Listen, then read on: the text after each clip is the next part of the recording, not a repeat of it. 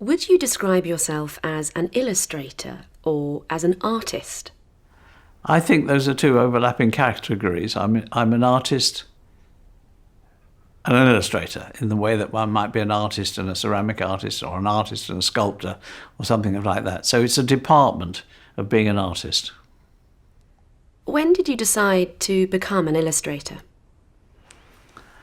I don't think I ever quite decided to become an illustrator. I knew I wanted to draw, and I think I knew I wanted to draw situations. I think it was, first of all, I knew that I could do pictures in magazines.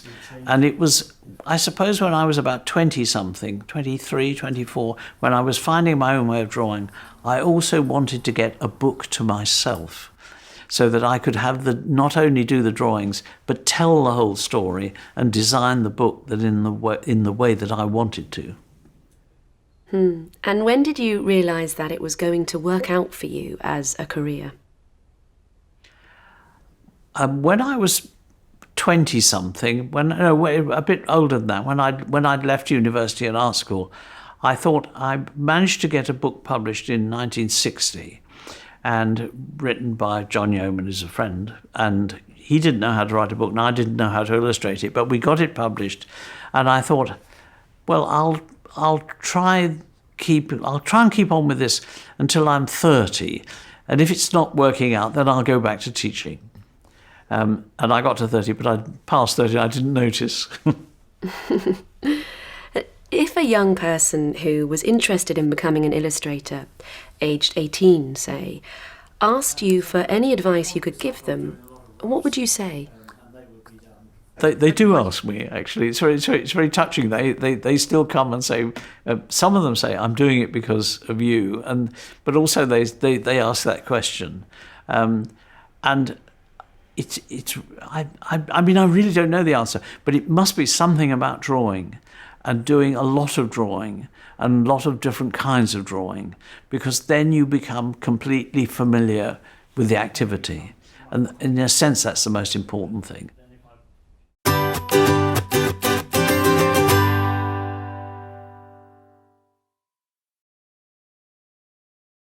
How important is the relationship between author and illustrator? Well, in some respect, it has to be terribly important, I think. But it's the thing about it is initially it's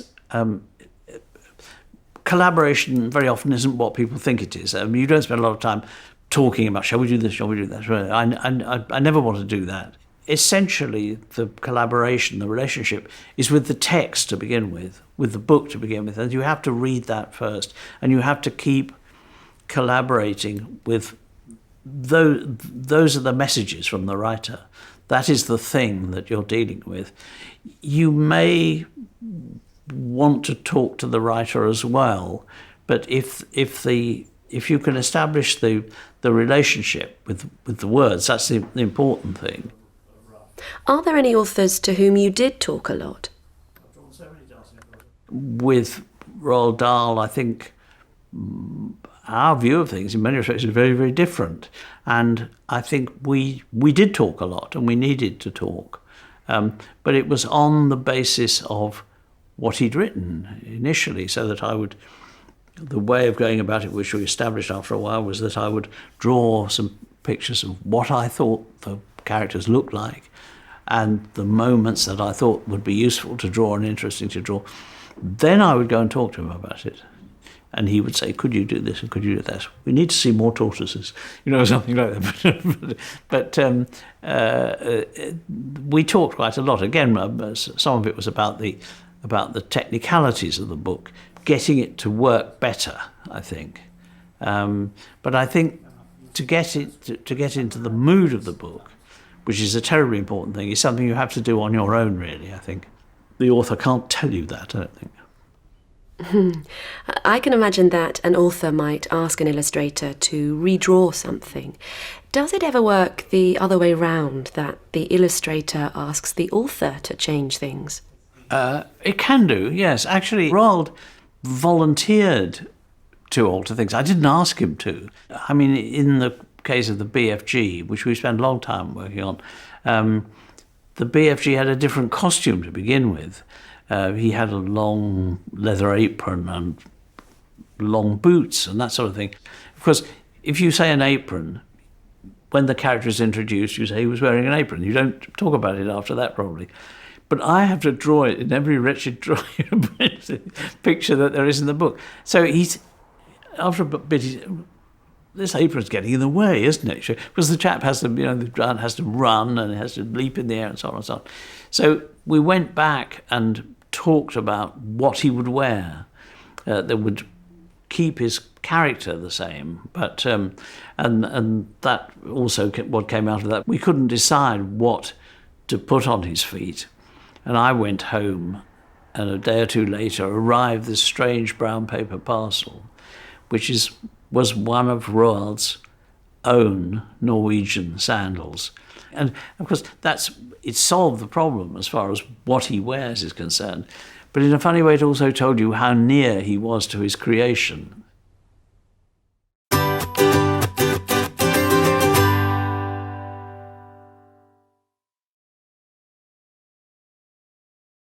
Do you like all the characters you create in an illustration, or are some more interesting to you than others? You have a sympathetic feeling for all of them, I think. But of course some are more interesting than others, I think. That's not a question I've ever thought about, I don't think. Yes, I think some are more interesting, but I think the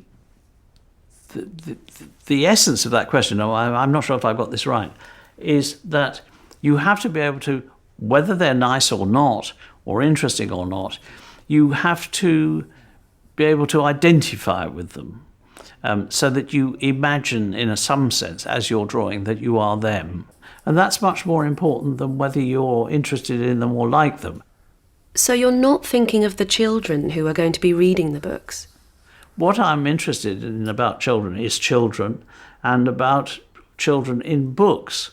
But I'm not illustrating children's books because I love children, or because I have children, which I don't, or because anything of that kind. What you have to do while you're illustrating that book is to identify with them for that moment, in the same way that's how I know what they're doing, because I just become them for a moment, in the same way that you become the elderly grandparent, or you become the dog, or whatever the characters are. Do you draw from life? I never draw from life, no. I make it all up. I think I'm fortunate in that respect. I can imagine people. I do a rough drawing first to see how, where the gestures are, what the activity is, how the figures relate to each other, what the expressions on their faces are. So I get a rough drawing, and then I work from that. But I mostly just invent it. Do you ever draw digitally? Digitally, curiously enough, I was probably one of the first people who did it, because I did, like 40 years ago, did drawing on a television screen. in a television studio, so that you could draw on the screen. But I haven't gone on with it. I wouldn't mind doing it. The disadvantage to it, from my point of view, is that I like the feeling of the implement on the paper. So that you get, if you have a quill or a nib or a reed pen, you get a different kind of scratch. But if you're inventing what is happening, the reed pen is actually doing it. It's not copying something out there, it's actually creating it as you're going along. So that the fact that you can feel it on the paper is enormously helpful. Is there an artist or an illustrator that inspired you? I was very influenced by a lot of people who were drawing when I started drawing in the 50s. Ronald Searle, for instance, who you couldn't avoid being influenced by him to a considerable extent. But the person that I think most had an effect on me was a French artist, a contemporary and friend of Searle, André François. When I was a young man, I got his address and went to see him. And then I suppose he died a few years ago. He was nearly 90. But just 2 or 3 years before that, I had an exhibition in Paris, and it was rather wonderful because he turned up. I mean, I didn't invite him; the gallery owner invited him. So it was nice to think he hadn't forgotten who I was exactly.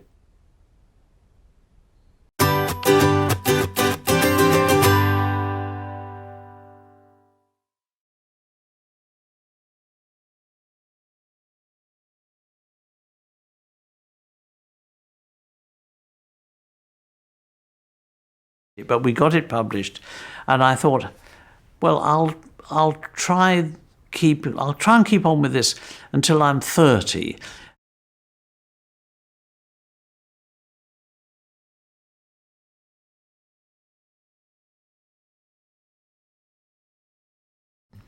And I got to 30, but I passed 30. I didn't notice.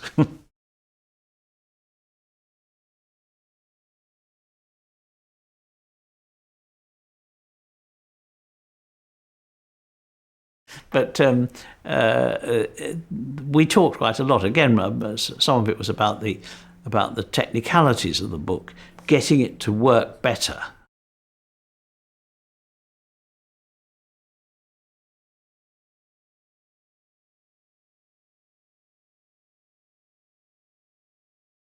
But I think to get into the mood of the book, which is a terribly important thing.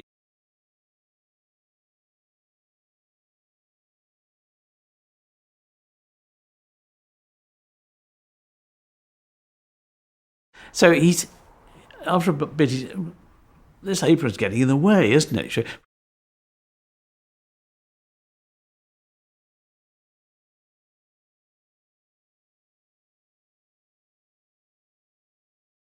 If you have a quill or a nib or a reed pen, you get a different kind of scratch.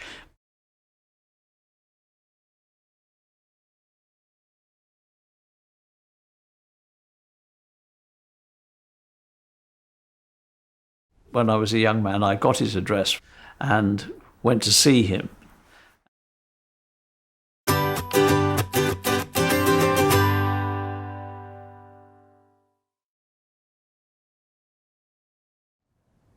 In an illustrated book, for example, a comic, graphic novel, or children's book, which do you think is more important, the story or the illustrations? So I'm a literature student and I absolutely love books, especially classic novels. I absolutely love, and I grew up reading The Hobbit over and over again and Lord of the Rings and dreaming about the fantasy world and imagining what it looked like, and I think that was the best part of it for me. And I remember someone recommended me the graphic novel version of The Hobbit, and to see how someone else had depicted it and what they thought it looked like almost ruined it for me, and I didn't enjoy it at all because it takes the magic away of like imagination, which I think is really, really important. But at the same time, I guess, I mean, being a child as well, you do love illustrations. Yeah, they might be more digestible. I mean, that's the thing. Like, when I was a kid, if they had an amazing picture on the front, that's what I'd be like, Ma, I need to have this book, like, because the picture's so good. I grew up with dyslexia, so for me, like, reading was always something I struggled with. But I'd always have, when I was a kid, my mum would always read me stories, but so it was always nice to have her reading it with the pictures. Yeah. I would say out of the two, the picture was the thing that I'd grab and be like, oh, this is what I want to read or want to have read to me. So, yeah. I agree with both of you. I think it depends on the age of the child it's aimed at. If you're looking at preschool children, I think pictures are vitally important because the story, whoever's reading it is going to bring it to life with voices or whatever, because that's what mums do and grandmas do. I think the picture is something they need to latch onto, like you're saying, because they can't read it for themselves. I think they're less important as you get older. And I agree with you thinking, I mean, I read the Harry Potter books. My boys read them and then I stole the books away from them.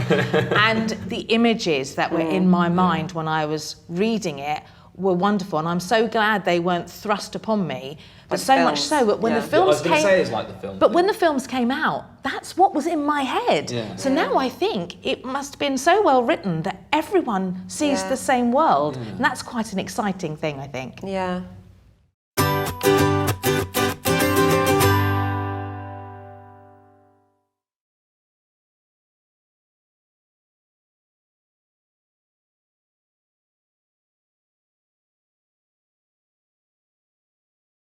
So I'm a literature student and I absolutely love books, especially classic novels.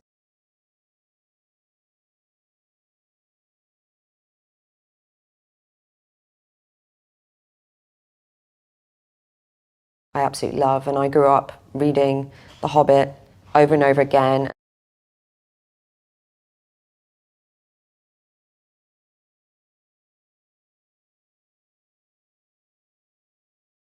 To see how someone else had depicted it and what they thought it looked like almost ruined it for me, and I didn't enjoy it at all because it takes the magic away of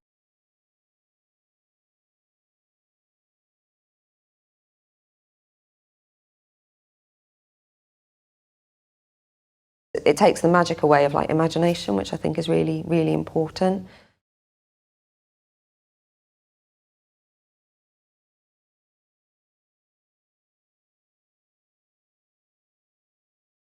If you're looking at preschool children, I think pictures are vitally important.